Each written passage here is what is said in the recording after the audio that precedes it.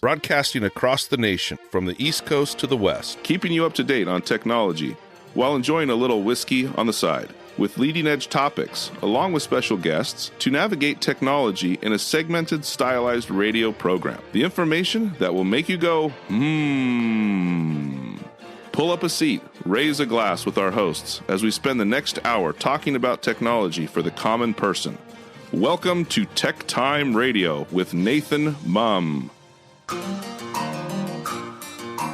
Welcome to Tech Time with Nathan Mumm, the show that makes you go, Technology News of the Week, the show for the everyday person talking about technology, broadcasting across the nation with insightful segments on subjects weeks ahead of the mainstream media. We welcome our radio audience of 35 million listeners to an hour of insightful technology news. Each week, our show covers the weekly top technology subjects. Without a political agenda, we verify the facts, and we do it with a sense of humor in less than 60 minutes, and of course, with a little whiskey on the side. I'm Nathan Mumm. Welcome to our show today. We live stream during our show on 5 of the most popular platforms, including YouTube, Twitch.tv, Twitter, Facebook, and LinkedIn. We encourage you to watch us live or visit us online at techtimeradio.com, or you can become a Patreon supporter. We thank those that have joined our Patreon support page. You can visit that at patreon.com/TechTime Radio and listen to the show with special features and minus the commercials. This helps the show out, so thank you for that support. You can also tweet us during the show if you want to ask us a question live on the air. All you got to do is do hashtag TechTime Radio on Twitter. You got to do it soon before Twitter disappears, so make sure you do that, and we'll do our best to respond to your tweet. If you enjoy the show, make sure you give us a 5-star review on whatever podcast service you may use. I'm your host, a technologist with 30 years of technology expertise working for Fortune 500 companies across the country. My co-host here, Mike Roday, is an award-winning author. Originally from Arizona, Mike's a human behavior expert living in the Seattle area with a master's degree in forensic psychology. Mike is here to keep me from geeking out and providing insight into human behavior and how it interacts with technology. Now, Mr. Gourdet is pretty knowledgeable with technology. You're getting more and more knowledgeable. So soon you're going to just be your own little host show, and you'll talk about technology, eh? Sure. Okay, all right. Why not? Okay, all right. Well, we're two friends from different backgrounds, and we bring the best technology show possible every week for our family, friends, and fans to enjoy. Welcome, everyone. Let's start today's show. Now on today's show.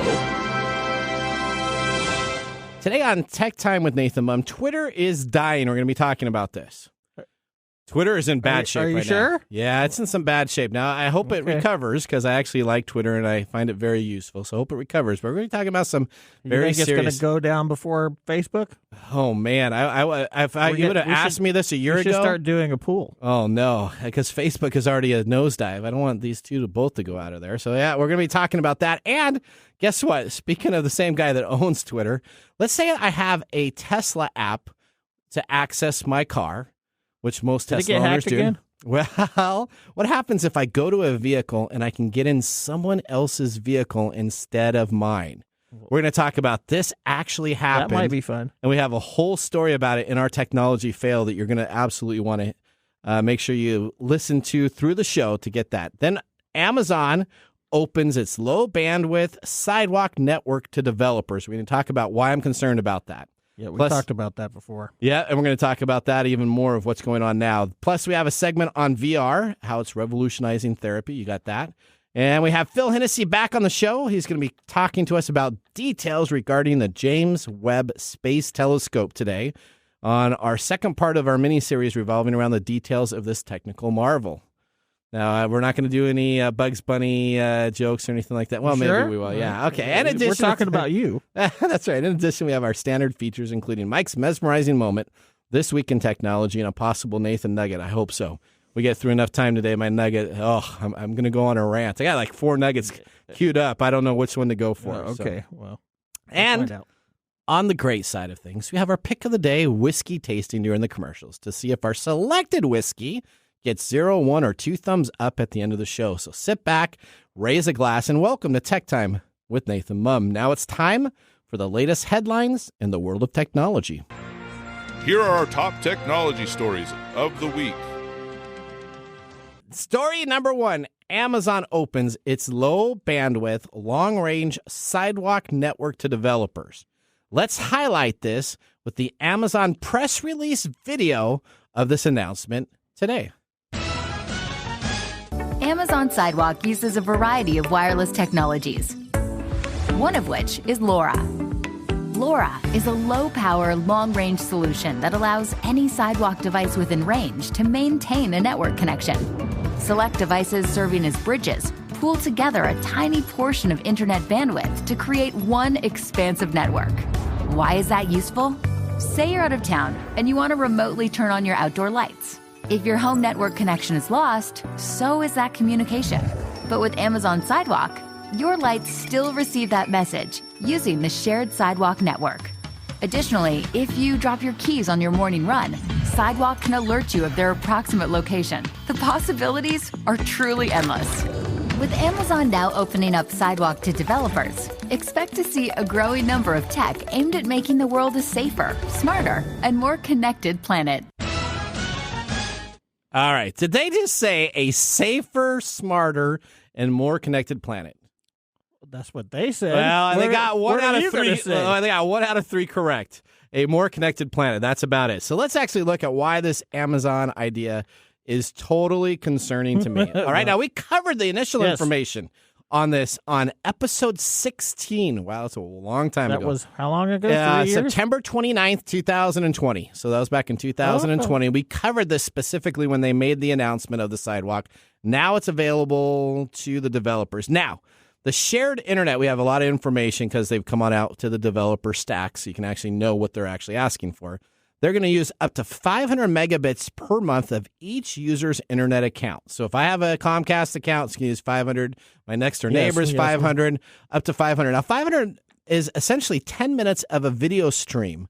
So that's actually a lot. If you think of that, that's a lot of bandwidth that's just kind of going out there that they're taking from the provider itself. Now, the main problem I have with this is that private internet connection among neighborhood members are a huge privacy concern. Mm-hmm. You got to tell me then that essentially someone is going to have access to my internet. So right now I spend a lot of effort and time making sure that I can connect to, and I have Amazon Alexa devices all over my house. I don't mind the actual technology and Google Nest and Blink cameras. So we're Amazon ecosystem connected. Absolutely. But nobody's coming into my network and using my bandwidth right now unless I have the option to turn on the Sidewalk app, which by default comes on. And we're going to talk about all the devices that Amazon has been essentially selling where this is automatically default to share. To share, right? Yes, to share. Now, the Amazon little ad talks about, well, this is great because if I can't get to my network at my home, I can use my neighbor's network to turn off my lights or to take care of my cameras. Well, if I can't get to my network at home, I have a problem. Someone's probably breaking into my house or there's a major issue if my next door neighbor's internet is working and my internet is not working, right? I mean, that should be a red flag to anything. So I don't know how this helps make me feel good. And essentially, let's talk about the hackers and vulnerabilities that are going to be out there. Huge. The development group is now going to understand how to develop specifically towards this network, which will allow them to come on in and piggyback on my internet service provider. Comcast is who I use. Yeah, what's going to keep anybody from strolling up and parking up next to my house and using my bandwidth? It's not. And the thing about it is on the internet, essentially my IP address, your internet IP address of the modem that you get is kind of like my passport and serial number. That is my identity on the web. Every time I go and look for something on the web on Comcast, no matter what it is, even if I'm in incognito mode or any of these other modes, that doesn't do anything to stop the ISP, which is Comcast, to track everything I hit. Every time I go to a website, they have information about what I looked at, what I'm doing, what I'm clicking on, and that's their right to do because I'm paying for their service to track and make sure that my IP address doesn't do anything nefarious, anything that was out there that would cause a problem or anything. What's that? Are you sure this shouldn't be a Nathan Nugget moment here? No. So still our story. Sorry. So let me just tell you, to safeguard your device, do not turn on the sidewalk. Protect your neighborhood. The problems with the Amazon sidewalk are huge. No one knows what's going on this, and they're not giving any of the information of how they keep their 3-layer security safe, which I'm sure will be breached one of these times sooner than later. So let me tell you, if you have an Echo device, go to the Alexa app on your phone, then go to settings. So if I got an Alexa right now, Alexa, turn off Amazon Sidewalk. You can tell it to do it that way, or you can go into the app, choose on the phone settings account, and make sure you disable Amazon Sidewalk. It's called Amazon Sidewalk. If you have a Ring device, go to the Ring app control panel and find the Amazon Sidewalk toggle and make sure it's disabled. This is what the device shipped with. Essentially all items that are Ring flood cameras from 2019, Ring spotlights from 2019, Ring camera mount 2019, Echo 3rd generation and newer, Echo Dot 3rd generation and newer, Echo Dot for kids 3rd generation and newer, Echo Dot with clock 3rd generation and newer, Echo Plus all generations, Echo Show all generations, Echo Spot, Echo Studio, Echo Input, and Echo Flex, all of them by default have Amazon Sidewalk turned on. Turn that off. So that's going to happen when? That happened today. That happened today. So it happened this morning. I have my Alexa app open here. Okay, you got your Alexa app? We probably need to move on to another story. Do you see the Sidewalk app there? Under settings? Hang on, I have to get there. All right, you get there. Well, you got the next story, which is about VR revolution therapy. We'll do this at the break. Okay, there you go. We'll come back and tell everybody how it worked. All right. So one of the big questions today is what VR is doing, and I don't like the term revolutionize, but can VR help with therapy? Okay. And some of this might be a boon for the therapy industry. Okay. So Sam Stokes, a New Zealand-based sales manager, isn't usually an anxious person. This is a case study. Okay.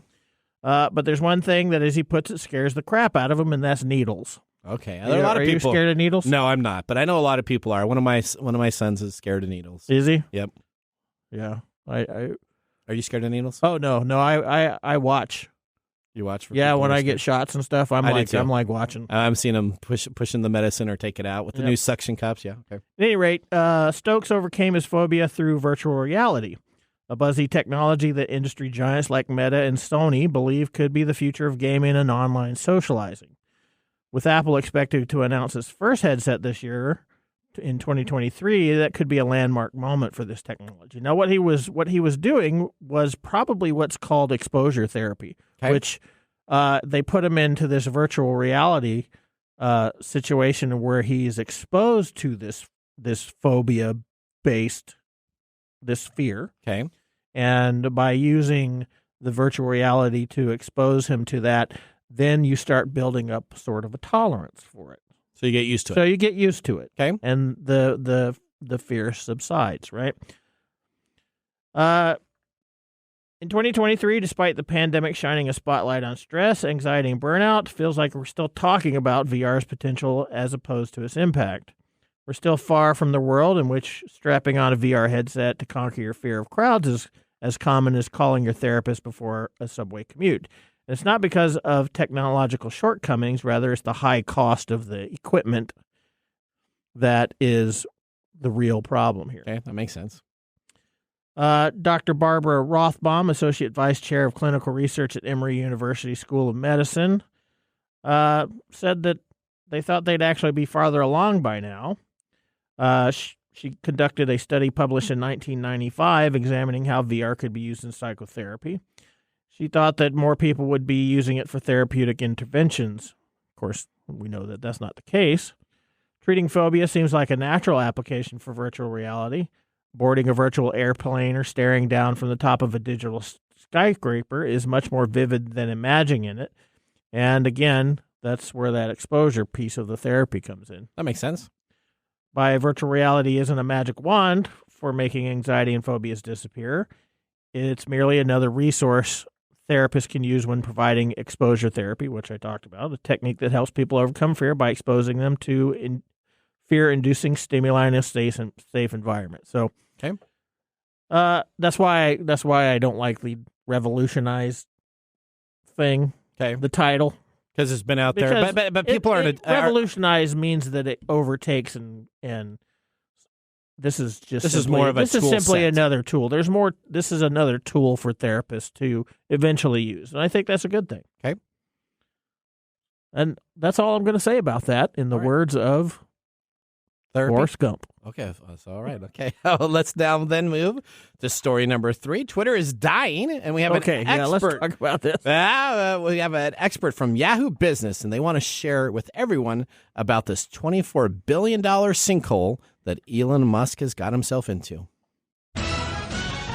Twitter is apparently worth just half of what Elon Musk paid for it, according to a leaked memo from the company. Since Musk's takeover, the company has seen ad revenue plummet and employee headcount slashed by more than half. To get to a $250 billion valuation is where he wants to get it eventually. I don't know how you do that at this point. Like $20 billion is what it's worth now versus the $44 billion. So it's well, he almost must be half. a little PO'd about that. I think so. You know what? Well, here's what's going wrong with it. Essentially, Twitter has gotten itself in trouble for Elon Musk just kind of being the focal point of it.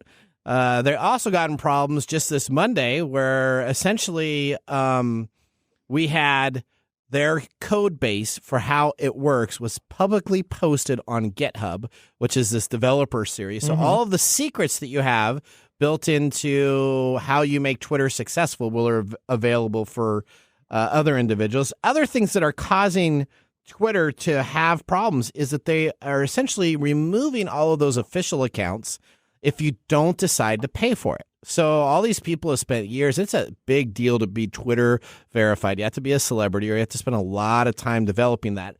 As of April 1st, what a day to pick for this, right? So as of April Fools, and it's not going to be a fool's joke. If you have a verified account and you no longer pay for it, you're going to lose that account? Yeah, it will disappear.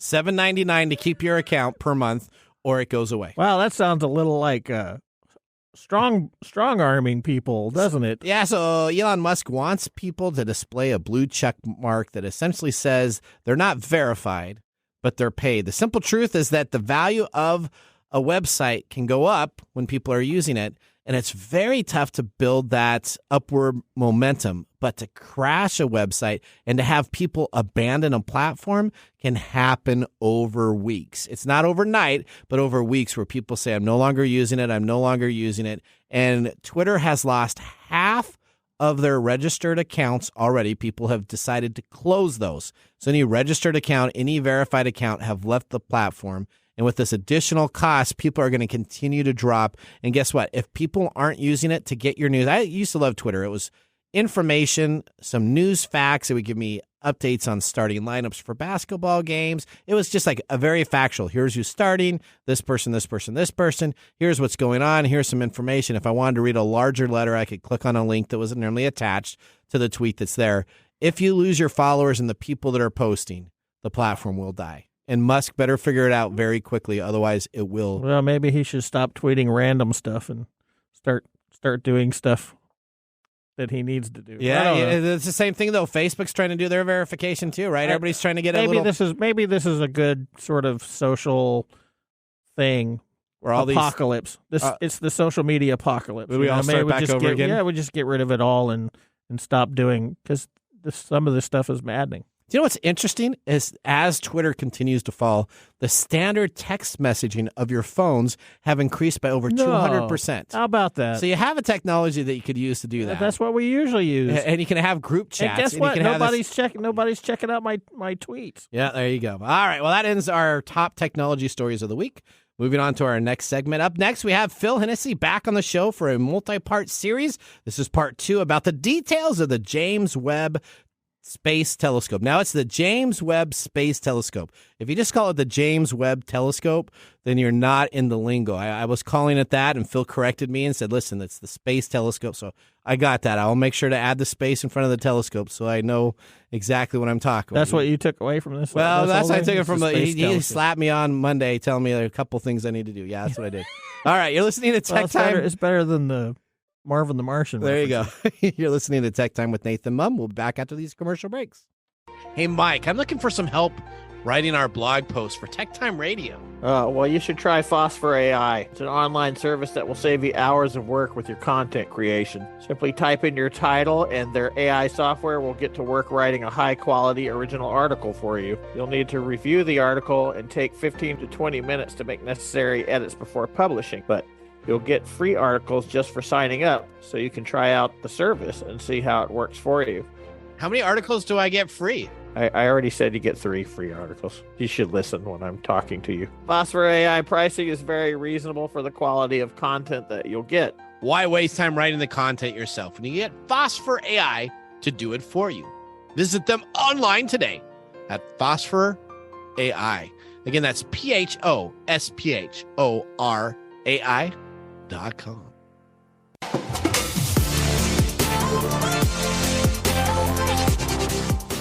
Welcome back to Tech Time with Nathan Mumm. Tech Time is a weekly hour technology show that talks about current technology in a simple format without having to geek out. Brought to you by myself, Nathan Mumm, and Mike Roday. We just had our first whiskey tasting during the break, and let me tell you about what we're sipping in our pick of the day during the show today. We have chosen the Starward twofold double grain Australian whiskey.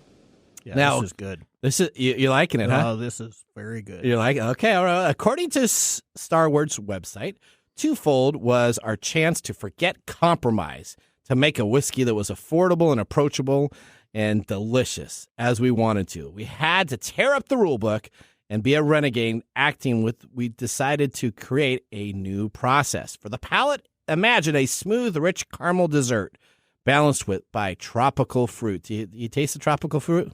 Oh, yeah. I do. It's got a very good fruit taste. Yeah, the finish is delicate and long, a delicious dry finish from a faded sweetness. Now, this is 2 years aged. Now, interesting, it's a blend of 2 whiskeys. So 100% wheat whiskey is 60% of the blend, and 100% malted barley is 40%. So they took a full malted barley whiskey, and they mixed it, again, 40% to 60%, with the wheat whiskey to make this flavor. Okay. What do you think about that? I don't really care about that. You like the taste. It's 80 proof. It always comes down, for me, it's about the taste and the burn. Okay, 80 proof, $51 a bottle. Nice. So Nathan went a little bit out of his pocketbook. Normally is $21 whiskey. Yeah, Nathan went up a shelf. I did. I was like, hey, at Wines and More. You know what? I was all those shelves at the bottom level were already all the ones we've already done. So I said, man, I got to move up now. Yeah, all right, there you go. Well, that was our whiskey tasting. Hopefully you listen all the way through the show, and we're going to have an opportunity to give it a thumbs up, thumbs down, or sideways thumbs as we take care of it. We don't do sideways thumbs. What is that? We don't. I guess we just thumbs up. Now, you have the app on your phone here because you have a Alexa device at home. Yes. And what did you find out as I was talking? I looked at it, and my Amazon Sidewalk was enabled. It was enabled, and you probably didn't even know that. It just came out today. It was defaulted last night to enabled. So everybody out there that does not know this, that's why they need to listen to Tech Time Radio, needs to go on out and disable it. Otherwise, right now, the internet is being shared across the network for Amazon to use for their services. So do you have any opinions about whether or not this will fly and that people will use this? Or I don't think anybody's going to know about it. That's probably what's going to happen. That's why they do that. Yep, they're just going to keep on keeping it out there, and then people will just have it, and they'll be like, wow, that's really cool. Now I got a little bit of extended range for my Ring devices and for my Amazon devices, and wow, look at I can be outside, and I never knew the wireless worked this far. Like, yeah that's because you're taking your neighbors. Let's talk to Phil. All right. Okay, today we welcome back Phil in our series that we've been talking about, Space. The Final Frontiers. These are the voyages of Phil Hennessy. His continuing mission to bring details on technology for our Tech Time listeners. You just can't help yourself, can you? Phil is a technology robotic expert and loves to break down technology for the normal person. As we start our Ask the Expert segment with Phil. Welcome to the segment we call Ask the Experts, with our Tech Time Radio expert, Phil Hennessy. All right, Phil, welcome back to the show. Bye, Phil. Thank you, guys. How are you doing today? I'm doing great. How are you? Okay, hang on. Okay, let me tell you, you got the clicker going. The clicker. Now, I will tell you, we had a stream of people that said, "What is going on with your radio show?" There's a clicking noise in the back. So we talked about this off the air. You're gonna have to put the pen down. All right, there you go. Hands clear for the rest of the episode. Put some whiskey in that hand. There you go. Okay. Here we go, guys. Right here. Here we go. All right. Today we're gonna be doing a cosmic time travel. I feel a little bit like Marty McFly. No. Oh, absolutely. And our Doc Brown on this subject is coming to us on the StreamYard stream. Phil is going to be there. All right. Today we're going to discuss the incredible engineering behind the James Webb Space Telescope instruments and how they see far back in time. So we're going to talk about how you can see back in time with this telescope. Just by looking at a star, you're looking back in time. Okay, well, hang on. Don't be ruining it. There we go. We got what Cordace. I'm sorry. Okay, all right. Okay. Sorry. I didn't want to mess that up for all you Marty McFly and Doc Brown fans. Okay, so let's explain a little bit about this as Mike decided to destroy our secret. How does this process work when we actually kind of look back in time? Explain why we say that we're doing that. To Mike's point, exactly. When we're looking at stars, starlight, and out up in space, we're seeing the light's been transmitted many eons ago, and the way these instruments that we're going to talk about for James Webb have been designed, we can see further back in time. So Hubble took us so far back, and James Webb's take us even further back to see than we could before. So we're actually, when we're viewing from James Webb's views, we can see extremely far back in time, further than Hubble, is what we're going to be talking about today. Okay, all right. Well, we're excited to learn more about the JWST. That's my abbreviation for the James Webb Space Telescope. Let's start by comparing its predecessor, the Hubble Space Telescope. Can you tell us about the differences in the detection capabilities? Sure. With the Hubble, it was designed to more on the optical side of light, meaning it can see what we can see with our eyes, and that it can see galaxy evolution. It can see different planets out there, exoplanets, other things like that. Whereas the Webb was designed more with infrared technology to see further back. We'll talk about how that's possible. Whereas the Hubble has a 2.4 meter diameter, smaller diameter mirror than the James Webb, which is 6.5 meters in diameter. So the James Webb can see 100 times fainter than what Hubble can see, 100 times. So the James Webb can see reaching back to about 180 million years after the Big Bang, where the Hubble is about 400 million years after the Big Bang. And so put it in perspective, what they're thinking is the earliest stars formed around 100 to 180 million years after the Big Bang. So Hubble couldn't see the very earliest star formations, and the James Webb Space Telescope is able to and can do that. Okay. All right. So now the James Webb has something here as a side note that we talked about that can see through dust and gas that the Hubble could not. So why is that really important to be able to see through the dust and gas? What makes a difference in those areas, since that's kind of a big selling point on their information? Sure. So basically, it's with our infrared light, which is a different part of the spectrum of light. It is really long wavelengths. It's the wavelength that produces heat. If you put your hand near a fire or something, you're feeling heat, right? That is the longer wavelengths, and that's what we can detect with Hubble. And with that is longer wavelengths, which I didn't know this either until the research, is that the longer wavelengths, they actually are able to penetrate different space phenomena much easier. So you can see the light that comes through it. So it allows these longer wavelengths to actually penetrate dust and other debris that we can see as part of the James Webb. Okay, so why does the James Webb detect objects that absorb infrared energy? So the whole infrared, explain why is that so important for infrared versus what the older telescope used to do? Sure. So what the James Webb can do for a scientist, they want to understand, say, what in an exoplanet, what type of atmosphere that the planet has. Well, how do you do that? Well, we only have light to look at to be able to see. So what this is interesting is they have ways through detecting with light to understand chemical composition. So what they do is when the planet goes past the sun, the atmosphere will absorb certain spectrum of the light. Okay. And so when you get that absorbing of that light, then they can detect what was absorbed. So it's the gaps in the spectrum, and then they can relate that to chemical composition. So they can figure out what kind of gases are in the atmosphere. So does that mean, is it easier to detect oxygen planets versus non-oxygen planets. Is that what you kind exactly? of That's that kind of stuff. Exactly. Yes. So if you wanted Spectrometry.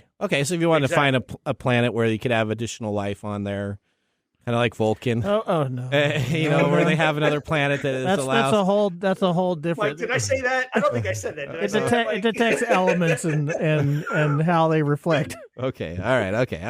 I had to do my Star Trek in there. Okay. All right. Now, so that's fascinating to talk about. Now, what are the instruments on this? So there's like 4 big instruments that they have that we've talked about a little bit on last week's show. So explain, we ran out of time. Tell me what these instruments are and what makes them unique versus what we've had previously for like the Hubble. Sure. So say this 4 times fast. The near-infrared camera. Near-infrared camera. The near-infrared spectrograph. The mid-infrared instrument. And the fine guidance sensor near-infrared imager slitless spectrograph. Man, that's why technology people come out with algorithms, right? And shorting words with those big long names. Algorithm? Are you talking about? You're not talking about algorithms. No, I'm talking about acronyms. Sorry, I meant Man, you're all over the board today. Okay, I'm sorry. All right. Here we go. Okay, dive into them. Let's talk about these 4. Do some spectrographs of your head right now. Okay. All right. So basically, like with the infrared light, we can see the universe that's normally hidden. Like, so our stars being born, and we're going to go there, and galaxies far, far away. Okay. Right. All right. There you go.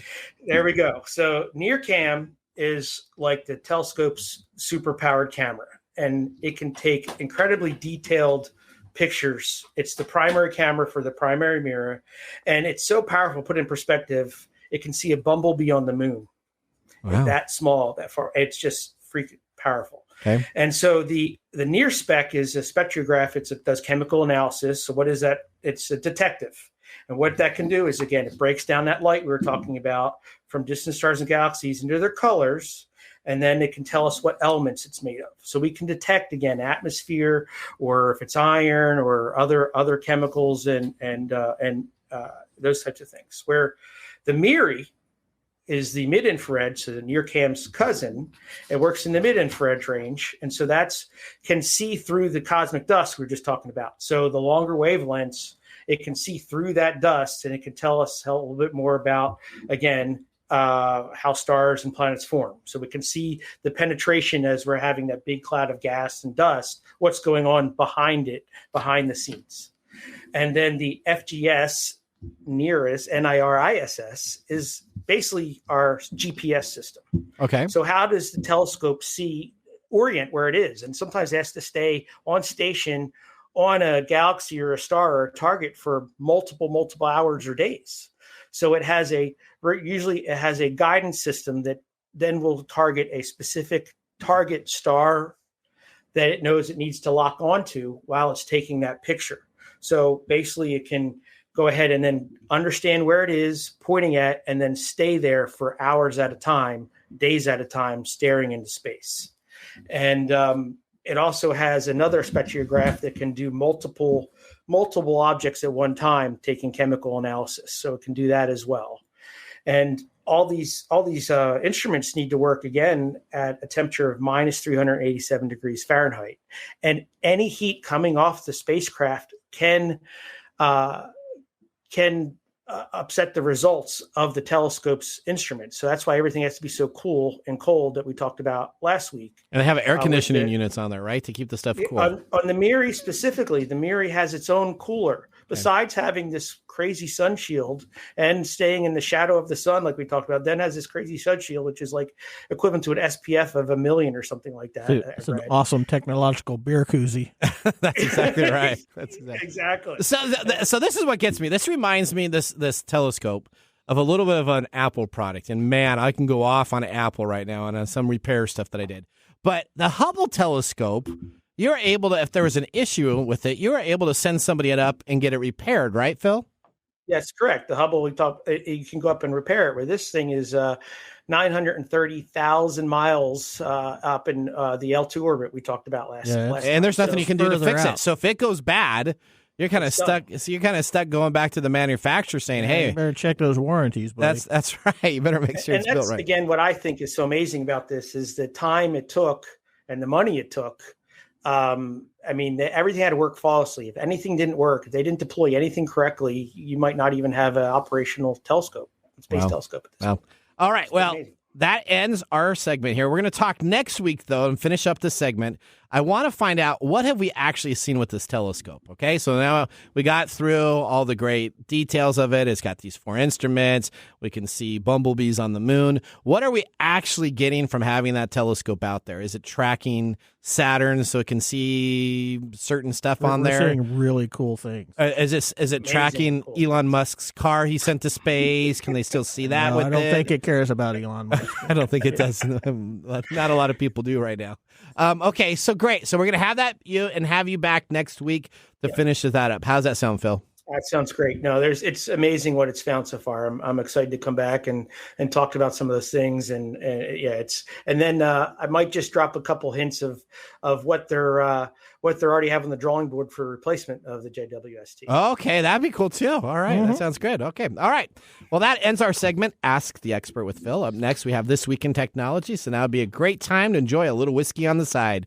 We'll be doing so during the break. You're listening to TechTime Radio with Nathan Mumm. See you in a few minutes.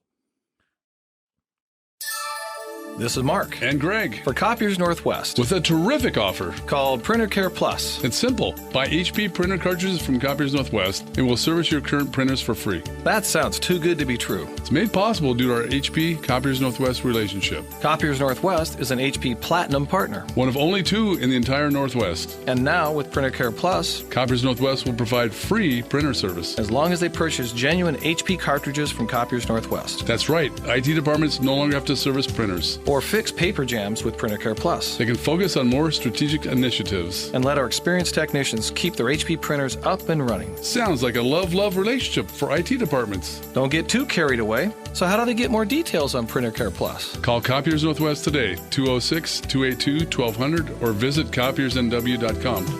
Copiers Northwest. New ideas, new solutions.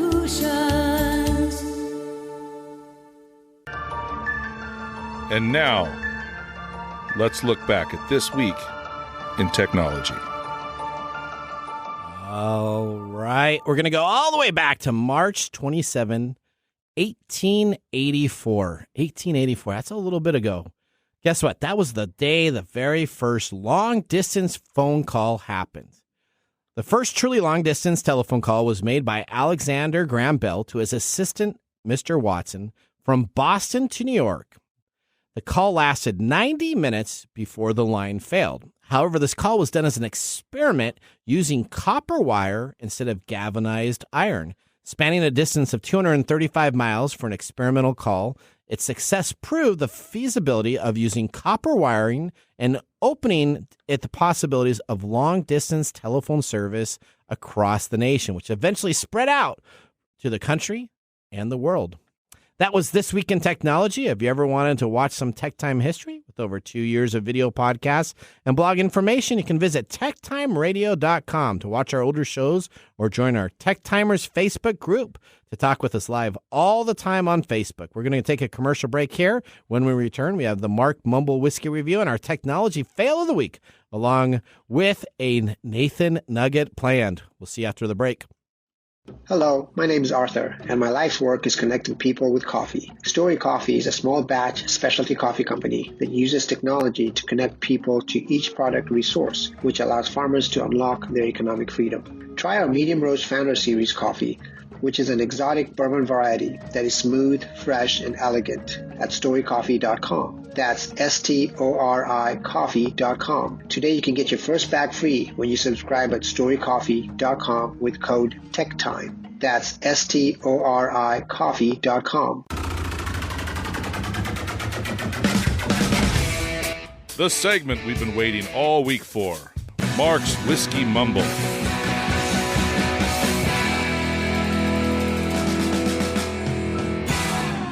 Well, it's March 28th today, and guess what today is? What is today? National Hot Tub Day. National Hot Tub? National Hot Tub Day. The Hot Tub Time Machine Day or a National Hot Tub Day? No, you were really into the movie references this week. I've been watching some movies this weekend. Okay, there you go. Sorry. This is National Hot Tub Day. It's best day to love your hot tub with a little whiskey on the side. You have a hot tub. I have a hot tub. That's inside in a storage room. In a storage room, yeah. Did you clean it up? No. I hate hot tubs. What happens is you get in a hot tub, it's good for like first 4 or 5 minutes, and then your body just like heats up, and you're like, I feel like I'm just cooking in there like a rotisserie chicken, and I got to get out. I only get in there for about 5 minutes tops, and I am like jet out. I'm not. You're one of the there. most boring people at the party, aren't you? I am absolutely. Well, I'll hang out in the pool area. The pool area is where more of the people hang out than the hot tub, right?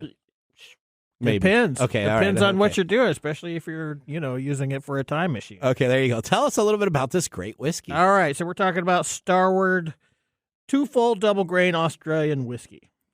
Originating from Melbourne, Australia, this 2-grain whiskey is aged in Australian red wine barrels. They select barrels from nearby vineyards, making bold Aussies reds like Shiraz, Cabernet, and Pinot Noir. These impart fruit, caramel, and spice notes to the spirit to keep as much of a fresh red wine flavor profile as possible. They source barrels from just a day's drive away. They either lightly char or quickly blast barrels with steam. Many are still wet with wine when they fill them with the whiskey, contributing to both the flavor and the hue of the whiskey. For Marc, this is not one that he would add to his bar, especially for the price. His reasoning is that it's too young with a grain-forward note, low proof, and smooth, which means no character or flavor. Wow, no character or flavor. Man, I can tell you already, this bottle, I'm glad I bought this because this is going to go home, and this one will disappear on my shelf after a couple weeks. I guarantee you that. I don't doubt that one iota. There you go. All right. Marc, thank you for that mumble. As we move on in the show, let's get ready for our technology fail of the week, brought to you by Elite Executive Services, experts to help you out with your technology fail. We are out of time. Congratulations. You're a failure. Oh. I failed, did I? Yes. Did I? Yes. Did I? Yes. All right, this week's technology fail comes to us from Tesla. There's nothing quite like getting into your car and feeling that something's off, only to realize I did that once when my car got broken into. I got in there and I'm like, what's going on? I normally have papers over here. Have you ever gone out into a parking lot and went up to a car that looks like yours and you're like jiggling the handle and wonder why the stupid thing car isn't working? Absolutely. Yep, absolutely. Because I have a bunch of Ford Focuses and they all look the same, don't they? So, okay. All right. So, have you ever gotten into somebody else's car by mistake? Well, last week, one Tesla owner went even further when they realized a glitch that seemingly allowed them to not only enter someone else's car, but also drive it all over town. Now, the consultant, Rashi Rendev, was in a rush to pick up his white Tesla Model 3 on March 7th. He used the Tesla app to open the door, got in the car, and drove away. As he drove to pick up his children from school, he noticed an unfamiliar crack in the windshield and, of course, called his wife to see how it happened. His wife was unaware of the damage, and he couldn't find his cell phone charger either. Shortly afterward, he got a concerning text that told him he was driving the wrong car. As it turned out, the white Tesla Model 3 has been parked next to another near-identical car. Using the Tesla app, Rondev was able to unlock his own car. Instead, for the reason the app reportedly allowed him to unlock the different Tesla and drive it away. The similarities between the vehicles meant he didn't realize the mistake until he was contacted by the owner of the other vehicle. So the other owner comes on out, and he gets into the other car. Since his Tesla's not there. We don't know. No, we do. We're going to find out. Yeah, so he gets in his next door, he gets into his buddy's car, or not buddies because they don't know each other. The other one's already driven away. And so this guy's driving all around town, and this other guy gets into his other car. All right, the owner had managed to find his phone number from a document in his car. So he had papers. So he was like me. He had papers in there, and he's like, what the heck? Who is this guy? Who's this guy? Upon parking and getting out of the vehicle, they noticed that the wheels were different from his own vehicle, and he was indeed driving someone else's car. Quoted as saying, I was surprised how I was able to drive someone else's car by mistake for an hour and a half while his car... That's a little ridiculous. His car keys were still in his hand. So his car keys were in his hand, but he didn't ever use it because he uses the app to open the door, the app to start the car, because it's a automatic start and open the car when you get into it. Don't you have to have the keys with the fob with? Yes, but they're close enough, right? Because he's close enough. If you're right in there, they must have a radius that's a little larger than it should have been. So he gets on in. It sees the car in front of him as, hey, okay, this is okay to get into the thing. He was able to re-enter the vehicles. They both met up. They texted each other. They both met up, and they were both able to re-enter the vehicles after parking and driving it to the proper owners. The two men were able to laugh about the situation and notified the police to make a report on the matter with no action taken by the police regarding the honest mistake. I don't know why they would have to call the police for that, but well, I think they probably did just in case. I don't know, because Tesla is probably tracking. The Tesla app offers various functionalities to owners, including the ability to unlock and start the vehicle. It also offers features for climate control and monitoring charging progress. The app is supposed to be paired directly with only one individual vehicle, making it unclear how they were both able to drive each other's different car. Now, they both contacted Tesla regarding the matter, but did not receive any comments from Tesla, which does not maintain a public relations department. Yeah, they probably told them that no customer information was ever leaked out.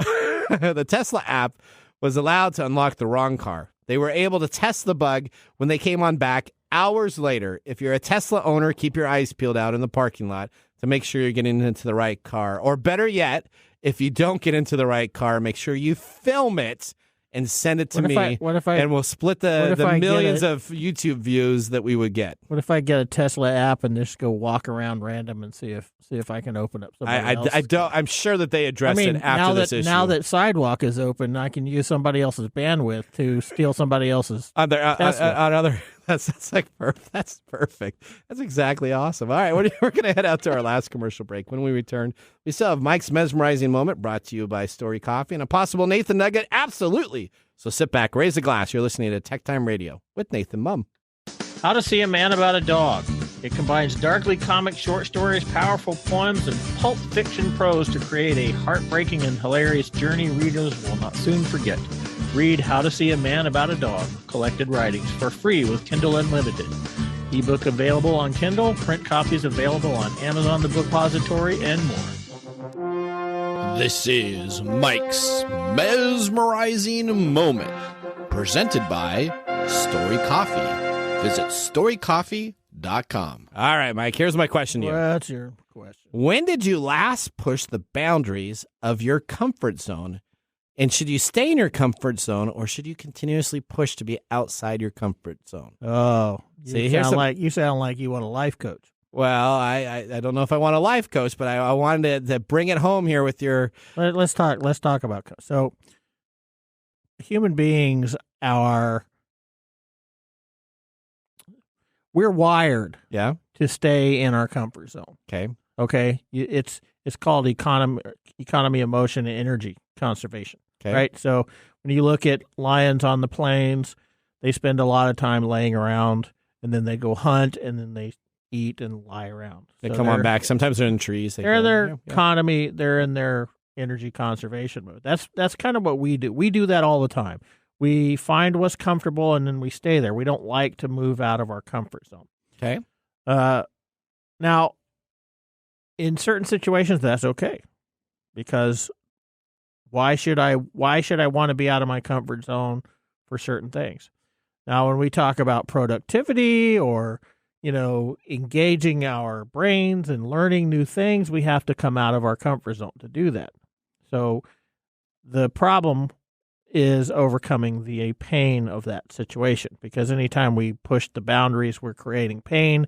And because we are essentially animals with higher consciousness, we don't like doing that. You see what I mean? So there's this sort of genetic imperative that we hang out in our comfort zone. Okay. Pushing through our comfort zone, or that's a buzzword in today's coaching industry, staying in your comfort zone. So when's the last time you pushed out? I'm always pushing somewhere. Okay. I think the most recent one would be returning to dating. Oh, okay. Right? Okay. So that's pushing a comfort zone, because you get used to not doing that. Okay. I have a goal of learning the cello, so I got a cello. Now I have to find somebody to teach me how to play the cello. So that's moving out of my comfort zone. Cool. All right. Well, that was Mike's mesmerizing moment. Let's move now into our Nathan Nugget. This is your Nugget of the Week. I feel like you rushed through that just so you could get to this. I do. Okay, so Netflix released 40 games last year, and they're going to release another 40 games in 2023. Did you know Netflix has video games? Yeah, I don't care. Okay, so let me... Neither does anybody else. Yeah, the streaming giant is having problems in their in-house gaming studio. That's because it's dumb. Well, so here's what you have to do. First of all, you got to have an iOS running 15 or later for iPhone or iPad. If you have an Android, you need 8.0 or later for your OS on there, which means you have to have a new device. Then what you have to do is you have to load the Netflix app on that mobile device. Okay. You can't load it on your television to play it on this big screen. You have to load it on this... So this is for mobile. This is for mobile games. Well, they say it's for all platforms, but clearly it's very difficult to have you then broadcast up to a television with lag. Then you have to go into the Netflix app and look for a subcategory called End Games. Once you find the end games for Netflix games, you then have to individually download that into your profile as a separate app. So essentially, it creates an icon. You don't have to pay for it. But every single time you launch that app, it then relaunches it and makes you put in your password for Netflix. So instead of just like going to the iOS phone or Google Play Store and I download an app, Words with Friends or any of these type of apps that you have, I don't have to re-log in back to Apple or re-log in back to something else to play the game, which you have to do with Netflix. Yeah, I can do the same thing with free-to-play games. If I'm waiting for a doctor's appointment or something, I can do So Netflix is not going to make it if they make it this difficult. I don't seem to think they're really all trying that hard. Okay, I don't think it's just kind of dumb. So don't. I mean, hell, yeah, I've got all kinds of games at home that I can play if I want to on my big screen TV. So why would I whip out my phone and in my nice comfy lazy boy and be like, "Oh, Netflix, awesome, thanks, buddy." Yeah, especially when they're going to go, "Hey, we saw you like this. Maybe you want to watch that or see this." Or that's right. Okay, now go away, Netflix. All right, let's get to our pick of the day. Okay. And now our pick of the day for our whiskey tastings. Let's see what bubbles to the top. All right, we got the Starward twofold double grain Australian whiskey, 80 proof, $51 a bottle. According to everything that I'm looking at here, this is a big win for me. I like this whiskey. I think it has a nice taste. I think it's smooth enough. I know that Mr. Gregoire may not have it on his top shelf type of deal, but this is actually going to be on my middle to top level shelf. I'm giving this a big, big thumbs up. Yeah, I don't think we have to talk about what I already gave it. So. What are you going to give it? I gave it a thumbs up already. I gave it a thumbs up 2 commercials ago. All right, perfect. All right, that sounds good. Odie did not. Odie is abstaining from drinking today, so I guess we just have a 2 thumbs up day, which makes it okay to worry about. All right, well, we're almost out of time here. Are you sure? I think so. We got 1 minute left. Is that right? Okay, we want to thank our listeners. Maybe you should go off on something else. I go off on Apple support. Let me just tell you, Apple support is the word. I don't have so much time to explain that. Let me just tell you that. That's you don't have enough time, or no? Okay. I need a 45-minute show just to cover that. Maybe you should check out our website. And I'm going to put up a blog where I put a camera in front of me and just go off on all the time I've been spending. You can tell them how awesome Netflix games are. Yeah, have you played any Netflix games? No. Why the heck would I load it 15 different times? You should get out of your comfort zone.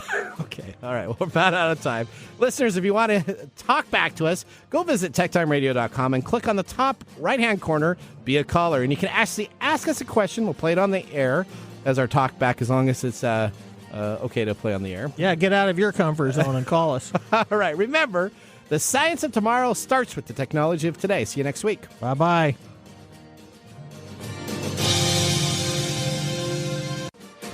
Thanks for joining us on TechTime Radio. We hope that you had a chance to have that moment today in technology. The fun doesn't stop there. We recommend that you go to techtimeradio.com and join our fan list for the most important aspect of staying connected and winning some really great monthly prizes. We also have a few other ways to stay connected, including subscribing to our podcast on any podcast service, from Apple to Google and everything in between. We're also on YouTube, so check us out on youtube.com/techtimeradio, all one word. We hope you enjoyed the show as much as we did making it for you. From all of us at TechTime Radio, remember, Mumm's the word. Have a safe and fantastic week.